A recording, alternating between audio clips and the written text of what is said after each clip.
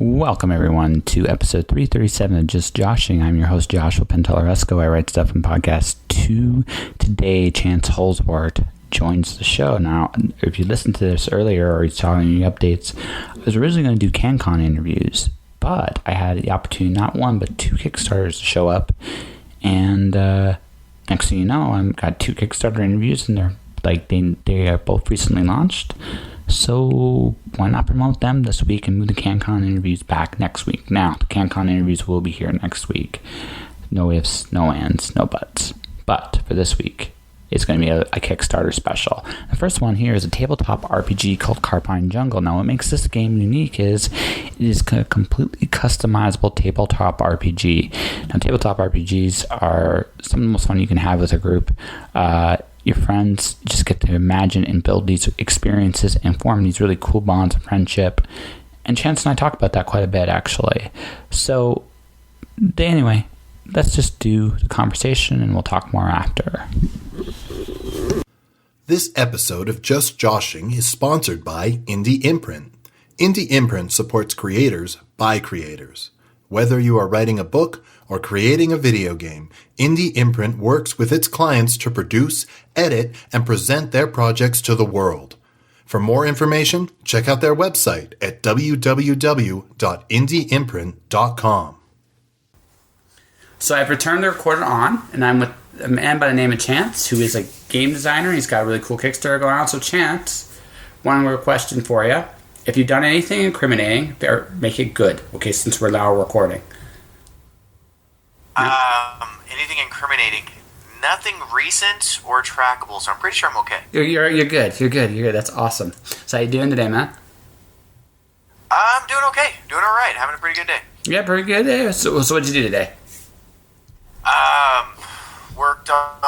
Worked on the decks a little bit, getting some stuff together. We're putting together a sample deck, PDF of about 24, 25 cards that we're going to be releasing for people to check out.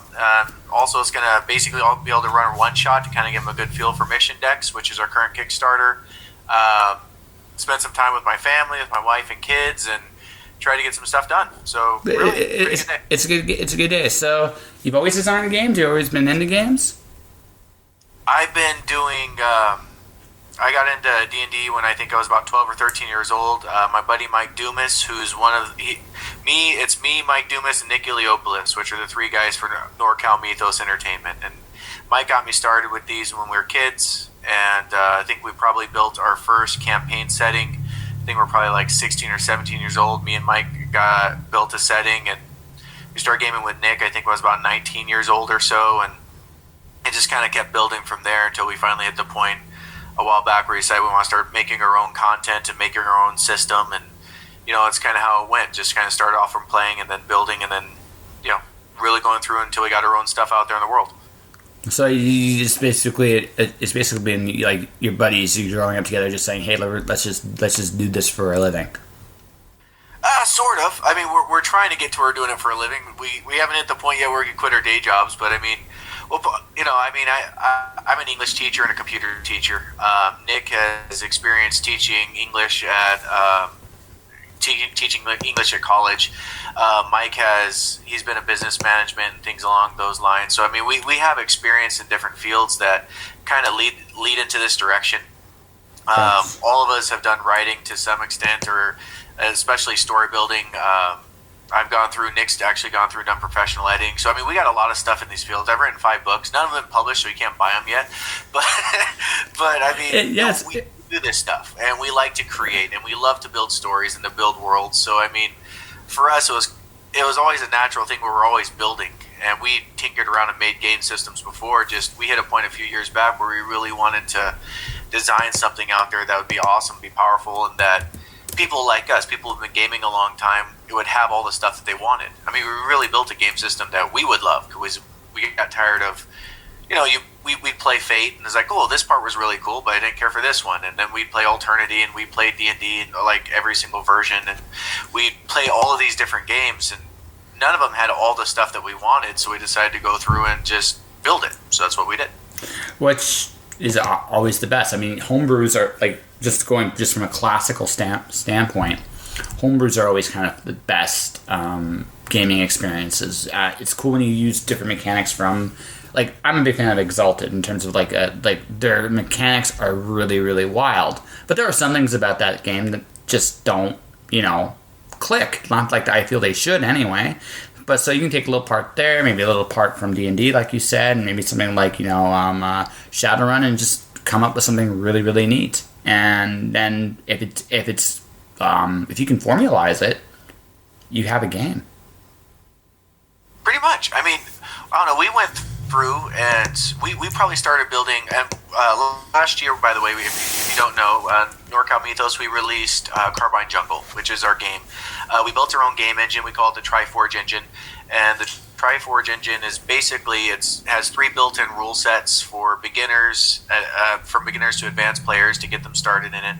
And we started building this game system and this setting probably about 8 or so years ago. And Mike and Nick both moved in Indiana, and they worked on it for years over there. Nick moved back over here a couple years back, and we really kind of dug in, decided, get a book ready to publish. And that's kind of what it is. You have all this stuff, and it's the term homebrew I always found interesting because for us that was just how you played, and we never thought of it as homebrew. That was just normal. It's like I got involved with the online gaming community a couple of years back, and this term pops up a lot. It's like, oh, that's normal for us. Yeah. And and nothing wrong. I got nothing against using a pre-made game or a pre-made campaign or anything like that. But I mean, the first time I ever was part of any type of pre-made campaign was probably a year and a half ago when I had a buddy that wanted to run Curse of Strahd, and I had never actually done a pre-made campaign before because everything we always did was always just what we built.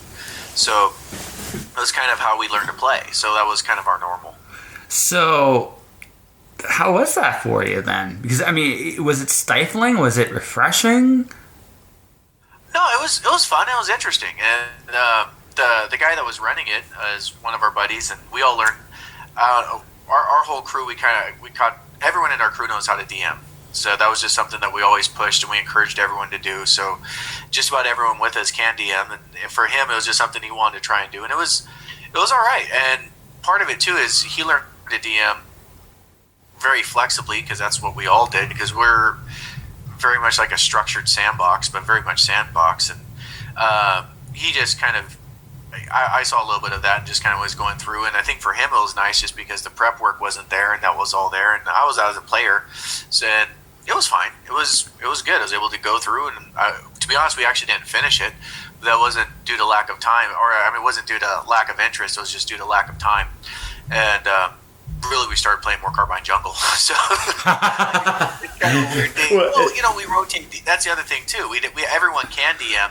So it's like, what campaigns are we getting into that we have the most fun with? And well, that makes sense, right? I realized I'm biased, but we really did. Carbine Jungle is my favorite game system. I mean, it should be because we built something we wanted to play. So we have stuff in there that we thoroughly enjoy. And we made it a sci-fi fantasy setting because that's where you can do everything. We wanted to have the least amount of restrictions on what kind of character you can make as possible, and that seemed like the best way to go. So, I'm not knocking Curse of Strahd saying, oh yeah, we got bored. It's like, we were having fun with it. Just, we would cycle between like 2 or 3 different campaigns, and we still do. A lot of times we will have different DMs every 2 or 3 weeks, and we cycle through a whole bunch of different games between who's running. I got one of our buddies, Richard, he loves DMing, so a lot of times we'll still run a 5th edition campaign of his because he really likes to DM and he's not comfortable running a Carbine Jungle game yet. And it's like, okay, cool. So that's kind of what we've been doing with him. So it kind of bounces around a bit.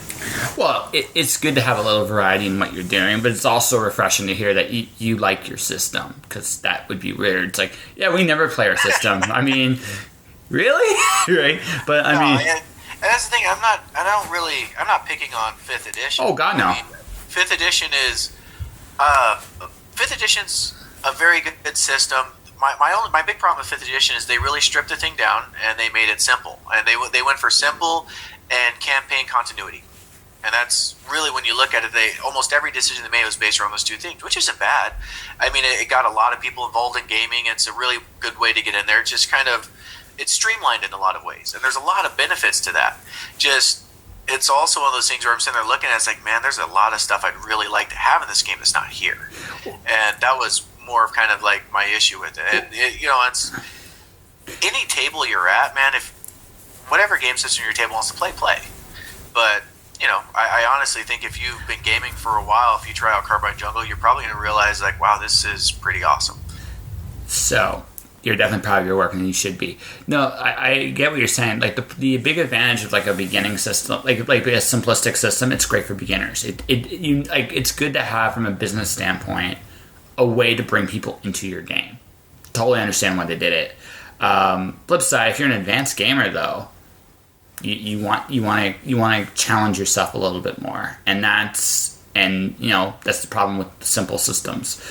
Going what you're saying though with your engine, Carbine Jungle. So, what is the weirdest character you've ever built for you personally, and what's your favorite campaign if you had to pick one? To be honest, actually, my favorite campaign is probably the one I'm running right now. But okay. I'm having a ball right now. We've just been running a campaign on this screwed up little planet called Raven 4 that's got all kinds of nifty little stuff going on, and I got a bunch of miscreants running around in the party, and I've been having a lot of fun with that. Outside of that, my cousin Dustin, he's run a couple of games, and my favorite character was probably this crazy little Lowen specialist, which is a military assassin type character. Well, it depends how you build them. I built mine like a military assassin type character. So I had a little 4-foot octopus creature that's running around with energy swords, just chopping up everything. And it was just hilarious to me, and I love that little guy. And yeah, that was probably my favorite. Although, man, I love operators. If you take operators, they're basically small mech suits. So I got a dude walking around in 9 feet of power armor who's having a ball. That dude's a human, and I made him. He is just the perkiest person that you have ever seen in your life. He is just ridiculously cheerful. It's like, hey, we got abducted by Range. It's like, cool, maybe we'll see their homeworld. And that's kind of his personality. So I don't know. I have fun making characters. Like I said, I like writing books, so I kind of do that stuff. I always love making characters. So it's kind of hard to pick a favorite. Probably one of those two knuckleheads. Okay, fair enough. So let's go to the story aspect a little bit, because I mean we can talk game mechanics a little bit as we get to promoting your Kickstarter. But so when you built this world, did you guys come up with like a very elaborate backstory? Did you keep it really simple? And have you written stories in the world? And since you've been talking about writing books, have you written stories in this world? No, we have not written stories in the world yet. Although it's funny because the campaign I'm running right now is an adaptation of the first book that I wrote. So I'm kind of having fun with that. And the book that I wrote was a classic fantasy novel. And right now I'm placing it in our system. And it's also hilarious because two of the guys playing the game have both read my book. So they're both seeing things like, oh no, and they kind of have some ideas where it's going. So it's entertaining. But, as far as the setting and how in-depth it is, we have a gigantic backstory, man. I mean, in the game, what we did was we put enough of the setting in there that you can get started. You know exactly where it is. You can see where the players are, the different peoples in this galaxy that you have, and what's going on.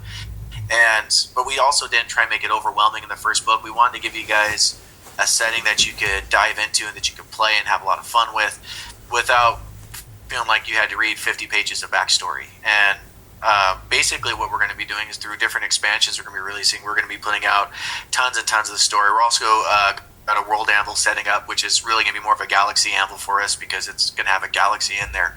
But it's going to have a lot of the same thing with we're adding a lot of the backstory and the characters and everything in there. So there's a lot to the universe. We just really had to go through and fine tune and figure out what we wanted in our first book. And that book, by the way, we had our Kickstarter for it, Carbine Jungle, last August, and we delivered the Kickstarter in late October. And there's 400 and something copies of Carbine Jungle out in the world right now, which makes me very happy. There's another 450-ish copies of our free version. By the way, if you want to check out this game, there's a free version on DriveThruRPG. Go download it.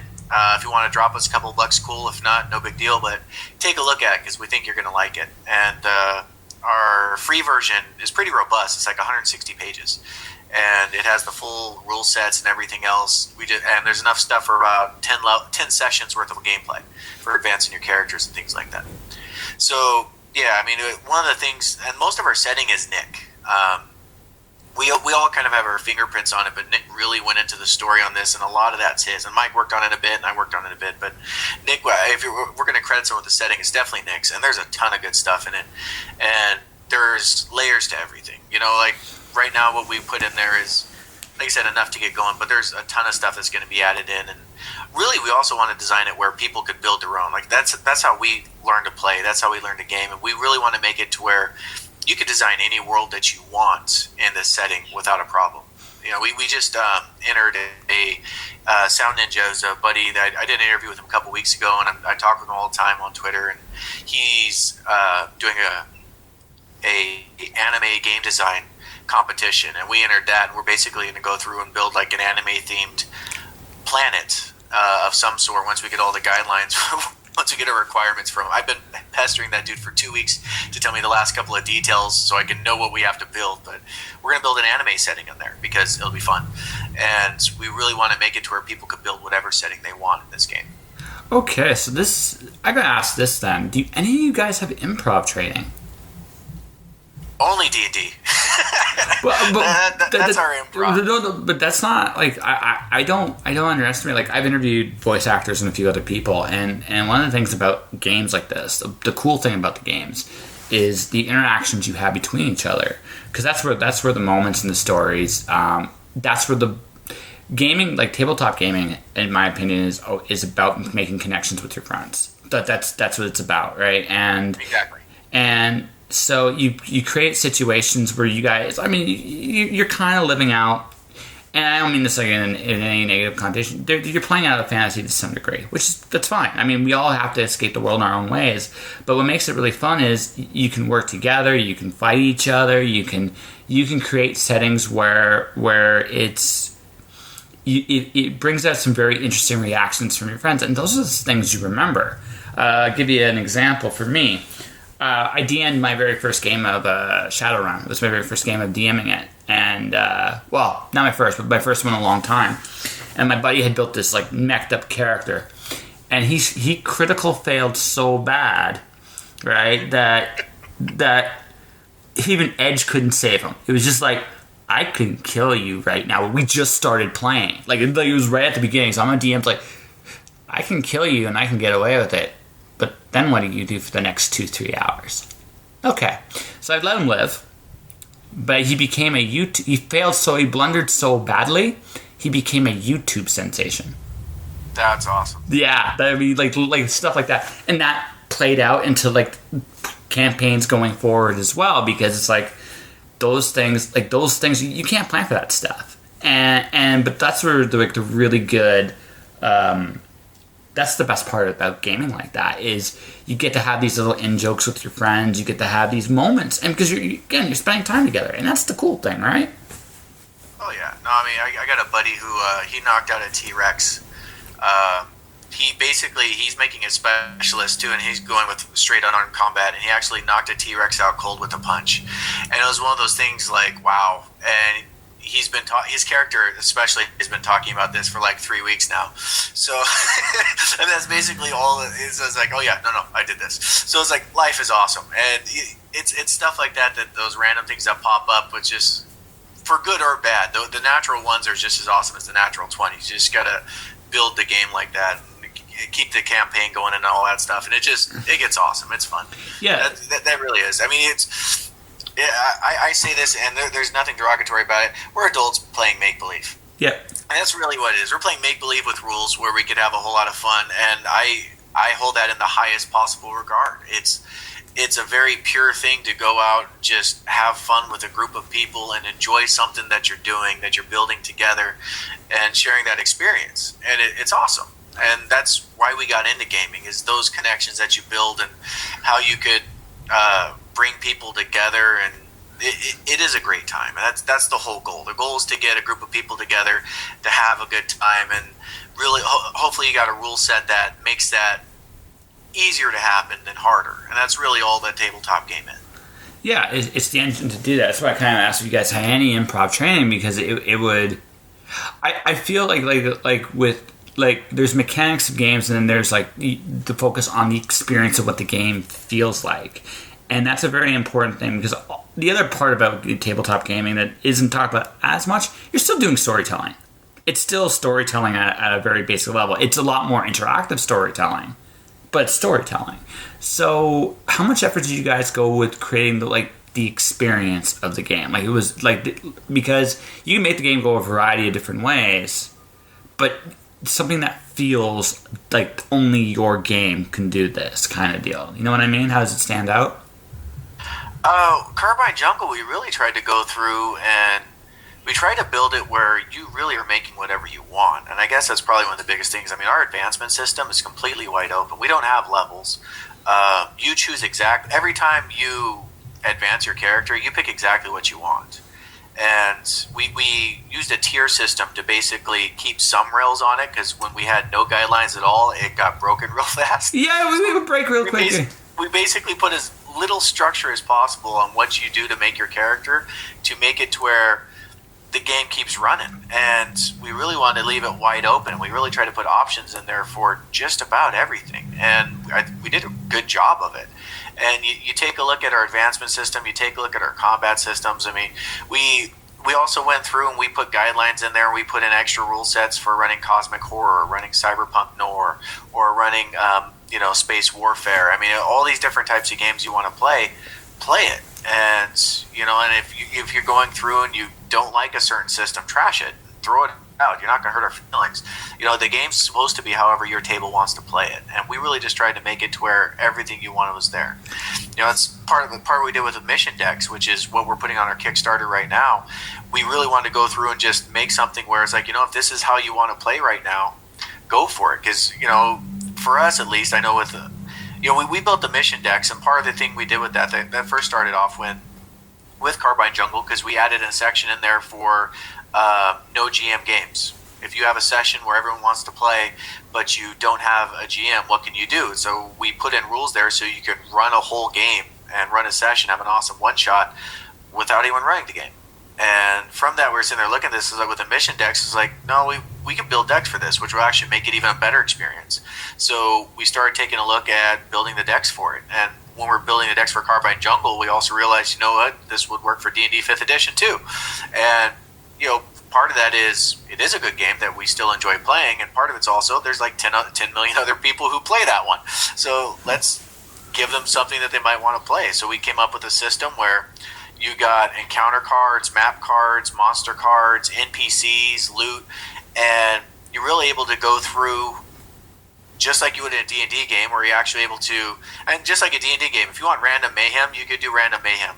If you want a storyline that you're going through, you could actually follow a storyline, and each of the decks is going to have 3 different storylines that you can follow using an app that we're going to give to you guys. It's going to be a free app that comes with the deck, so you actually could have 3 different storylines for each deck that you're going to be able to follow. So we really are trying to go through and help give you the type of experience that you want. And that's kind of what our next Kickstarter, or what we're doing right now, and it's actually on Kickstarter right now, Mission Decks from NorCal Mythos, if you want to take a look at it. But that's what it's all about. It's getting your table the experience that they want. That's really, really cool. So this is your deck. So are you guys ready to do your next expansion? Is that going to be what comes next? Or are you guys just going bit by bit, kind of just seeing how things play out? Because Kickstarter is a very unique model. So... Well, that's one of the things that's interesting, because we have, when we did our first Kickstarter for Carbine Jungle, we almost didn't even do one, because we're sitting there and it's like, well, we're basically already have the book done. And it's like, well, do we need a Kickstarter? We did the Kickstarter for Carbine Jungle. It's like, you know what, it'll help us get finished, it'll help us gauge interest, what we can put in there, what more can we add at this point, and, getting the word out there. And after Carbine Jungle was done, one of the things that we have is the fact that it's like, it wasn't, well, what are we going to do next? It's like, well, we had like a dozen different ideas. So we don't know exactly what order we do everything, but we have tons of different stuff outlined that we're working on probably 4 or 5 different projects right now currently, and just like different aspects of it. Right now, obviously, the focus is the mission decks because that's the next thing that we're putting out. Obviously, yes. But right after that, we have our first expansion to Carbine Jungles coming out, and we're probably going to have the Kickstarter for that in a few months, and that's Heroes, Liars, Thieves, and Fools.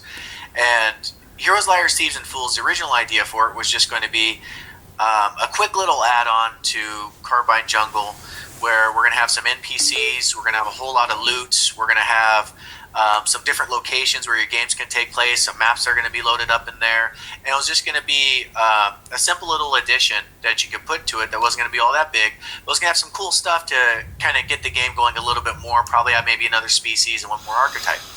Archetype, by the way, is class, if you're for D&D terminology. And really, the more we're looking at it, the more we realize, like, no, we could actually do a full expansion. And we're right now we're taking a look and seeing what we can do. We're building a full pre-made campaign that we're going to be putting in there. We're fleshing out a couple more areas of settings, and we're going to give that information going to be in there. One other thing that was cool at the Hero, Liars, Thieves, and Fools is when we did our Carbine Jungle Kickstarter, we allowed people to make characters for it. And that was one of the things that they were able to do is if when they backed the Kickstarter, one of the options was to design a character that's going to be on there. We help you help you work with the system, build the setting up, or build your character to match the setting, and it's going to be in the Carbine Jungle canon for everyone to use. So you're going to have your NPC, your character is going to be an NPC that could be in campaigns all over the world, which we thought was pretty awesome. And we still plan on expanding on that too. We want this to be a lot about the people who play tabletop games, the characters that they build, and really enrich the games and the settings with these people, because that's, you know, without people there's no gaming. And I mean that probably on every single level. It's like we can't build these systems without you guys to play it, but without the people at the table, you don't have that same experience. You know, there's a reason we do tabletop gaming instead of just playing video games all the time. That's right. We want the people that are there. We want the crazy nonsense shenanigans that they're coming up with. We want the dude that's sitting there and refusing to use weapons because he wants to be able to punch a T-Rex and knock it out. We want all of the craziness that people come up with in our games, and we want a way to kind of celebrate that. So when you actually look at Carbine Jungle, the first few people that did that where they chose to add a character actually got to get their characters into Carbine Jungle. There's a section in there called the Rogues Gallery, which has some pre-built characters which also serve as NPCs. And some of those were our guys that we had made, but a good number of them were actually backers of our first Kickstarter that we were able to put into that first book. And they're part of the Carbine Jungle canon. They're part of that universe for all time, and we're pretty happy about that. And you should be. It sounds like you guys are well on your way to whatever it is you want to become. So what's the grand scheme? You're going to become the next Blizzard or the next Wizards of the Coast, or are you guys content with just being in your niche for the foreseeable future? Grand scheme would be to be the next Wizards of the Coast, but I mean that's there's a lot of really awesome game designers out there. Oh, absolutely. And there's a lot of good stuff that's out there. I mean, I talk about this in a lot of the interviews. We're kind of in a gaming renaissance right now. Absolutely. And you've got so much stuff coming out because it's actually, drive-through RPG is amazing. What Amazon does for indie publishers, there's more ways to get games out there than ever. Right now, the biggest problem that we're having is kind of cutting through the noise, which is why I appreciate you talking to me. But yes, I really do think we've created something that is special that people are going to love. And we plan on keep creating for it, and our goal is to get to where this is a full-time business with what we're doing, because we have enough content. The hard part with us is I think between the three of us we got 8 kids, and I believe 4 dogs now and a cat, and the cat's the one that really scares me because that dude is a little bit vicious. But he has to be. Look what you surrounded him with, children and dogs. Oh man, no. I refer to my children as terrorists all the time, so that's okay. Yeah. So the cat has to be vicious. But cats are evil, man. I got documented evidence where I feel like I could empirically prove this, but we want this to be a full-time gig, Yeah. And we want this to be a business where we are going through and we're able to run it. And that's the long-term goal. Right now, we're going to keep building stuff at the rate that we can build it.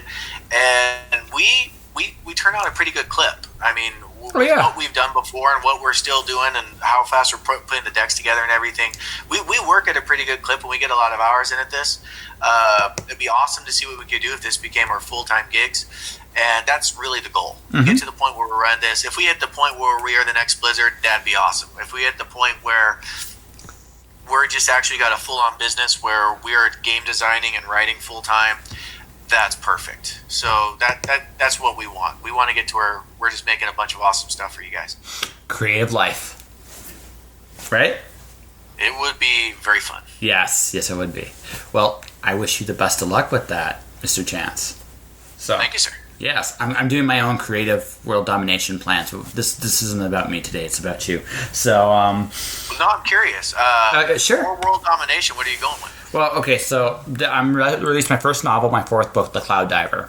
I have a podcast. I've done 300 and like a jillion. I've won awards and I got sponsorships for this show. So that tells me I think I'm pretty good at this. Maybe not.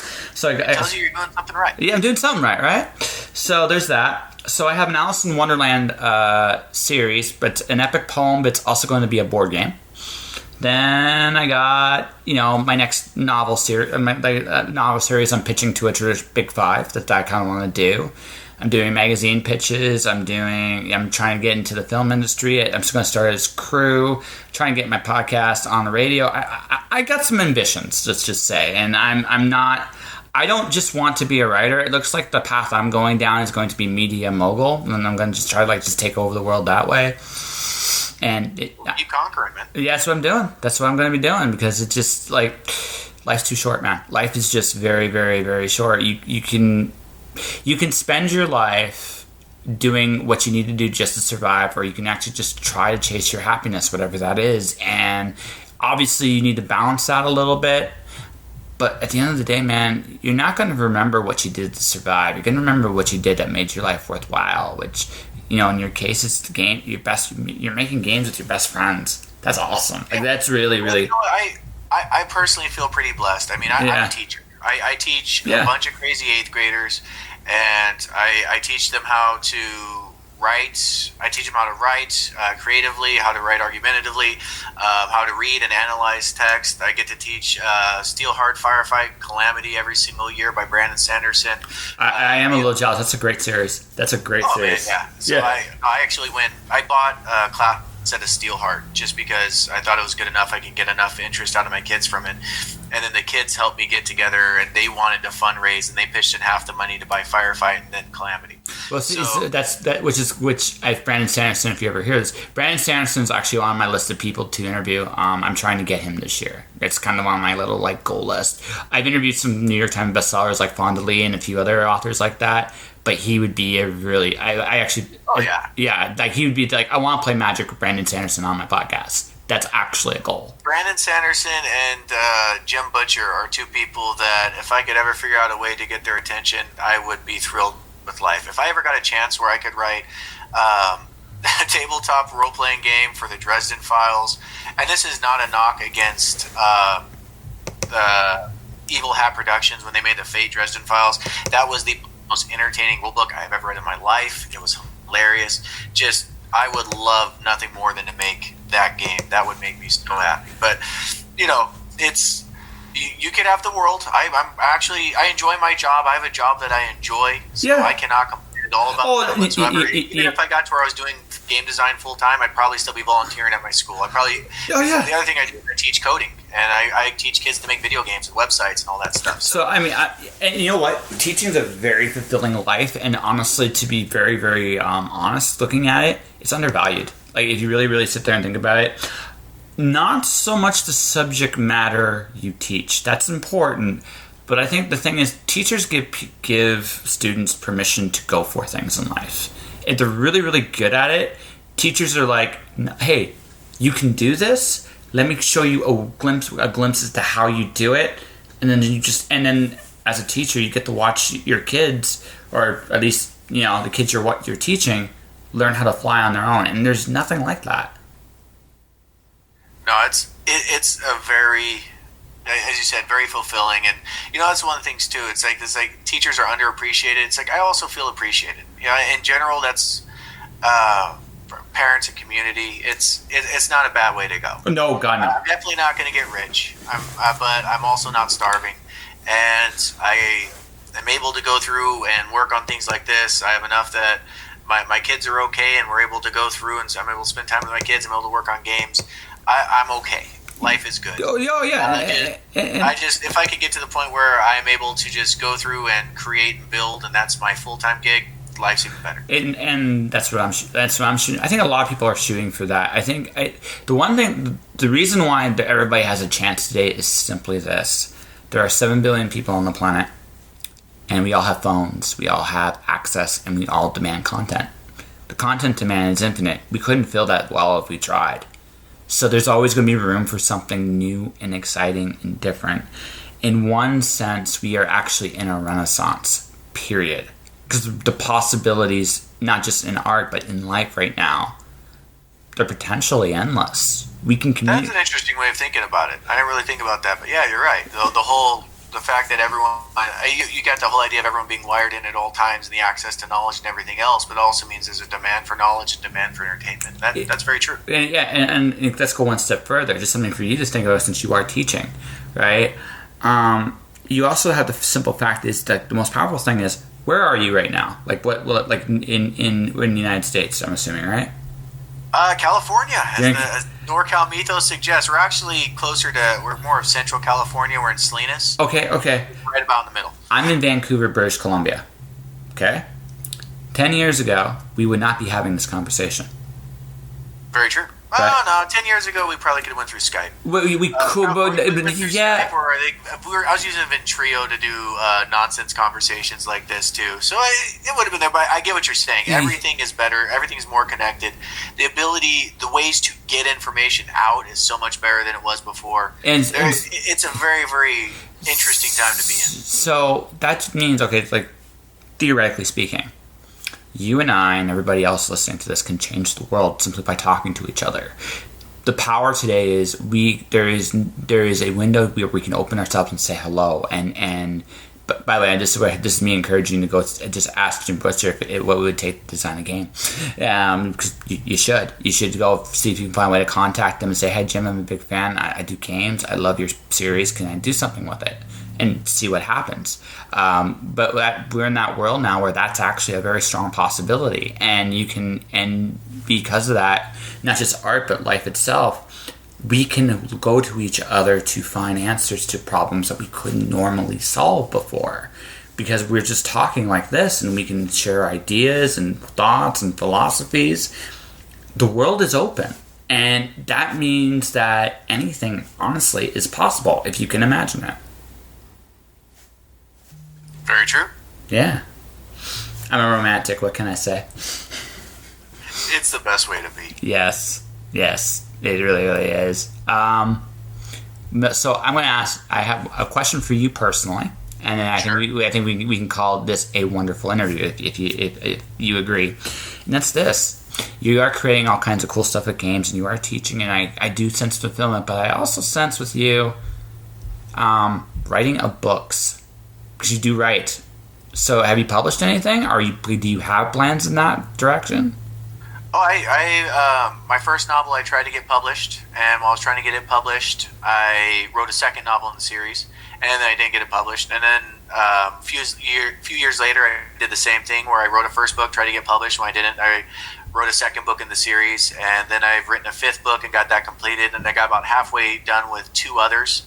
And then I had my second child, and writing kind of died. And also, it was all, to be honest, 2 things. One, I had my second child, so free time dropped. And that was also right about the time Nick moved back to Salinas, and we started focusing on Carbide Jungle. So a lot of the time that I was doing with writing and everything else, that time kind of got rededicated to the game design part, which did not hurt my feelings at all. No, it doesn't sound...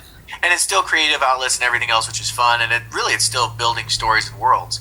But that's kind of why the writing has slowed down. Actually, one thing we're probably end up trying to do at some point is publish books either in our settings or publish books outside of our settings. Like you ask, what are we planning on building? It's like, well, we're going to build an urban fantasy setting. We're going to be building a classic fantasy setting. I was talking to Runelanders, Matt Adam, and I don't know if this is something we're going to do but we were kind of discussing what his setting would look like for his Rapscallion setting, possibly in the Triforge engine or game engine, which was kind of fun, just bouncing ideas back and forth. But I mean, we got all kinds of stuff that we're looking at, and eventually it'd be very cool to go through and get all these things in there and to go through and publish books and have that be a thing. And Nick's gone through and he's done a lot of writing too over the years. And it'd be a pretty fun experience. If that'd be something that we could mix in with this, that'll definitely be something we're trying to do. Just right now we got to go through and get probably a little bit more established and get a little bit more of a foothold in what we're doing. And that's probably something that we're going to try. Just we'll see how it goes. It sounds like a plan. Well, it sounds like you found what you were looking for. And you have a pretty good life, man. I'm almost envious, but it sounds like you're doing well for yourself. So, congrats. Thank you.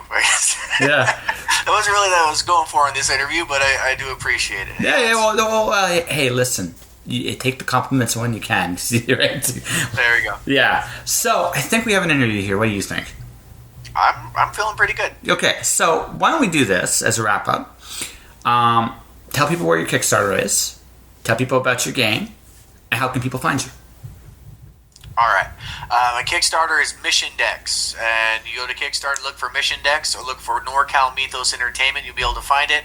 Also, if you look for NorCal Mythos on Twitter or Facebook, you will see many, many links that go to that, along with a lot of other tabletop RPG content and a whole lot of fun nonsense that you will probably giggle at least a little bit. Best way to go hold me on Twitter. Got any questions or interest and all that other good stuff, let me know. I'm happy to talk about gaming at any time or any of this other stuff that we were discussing. And Mission Decks are on Kickstarter right now. You can have cooperative tabletop play, level your characters together in Carbine Jungle or in 5th edition. Or you could just use them as a great DM tool, which is one of my favorite things. I love running games, and I pulled out the deck and was using them yesterday in our setting just to help out. So however you want to do it, the decks will help you out. Check them out. You're going to love them. If you haven't checked out Carbine Jungle, it's on DriveThruRPG. It's on Amazon. Go to BarnesandNoble.com. You'll find it. If you're around me in the Central California, if you go to Mythic Games, you'll be able to find Carbine Jungle in there too. And check it out. You're going to love it. And if you love gaming, awesome. And if you don't love gaming, get it anyway. That'll make me happy. But, otherwise, if you love gaming, this is stuff you're going to enjoy. All right. And that was my conversation with Chance Holzwart. His Kickstarter is running now. He wants some Mission Decks if you're a fan of Dungeons & Dragons version 5. If you were a fan of Carbine Jungle, this is for you. It's ongoing right now. There's some cool rewards there. Check it out. And that will do it for this episode of Just Joshing. If you want to support the podcast, you can do so a number of different ways. You can subscribe to the podcast. I am on iTunes, Google Play, Spotify. You can check me out on my YouTube channel, Joshua Pentellaresco. There are currently 293 episodes you can listen in the background. My merchandise section is jpentellaresco.redbubble.com. There's a link in the bed thing. You want to buy a shirt, mug, do whatever you'd like, do that. Check out my books, The Watcher, Storm Dancer, Wandering God, Courtesy of Miracle Publishing. My Twitter and Instagram is at jpentellaresco. My Facebook page is Joshua Pentellaresco, author, podcaster. I am also on LinkedIn. Come say hi, review the podcast, let people know it's out there. I appreciate it. But above all else, guys, stay inspired. I'll talk to you guys next time. Josh. Shush.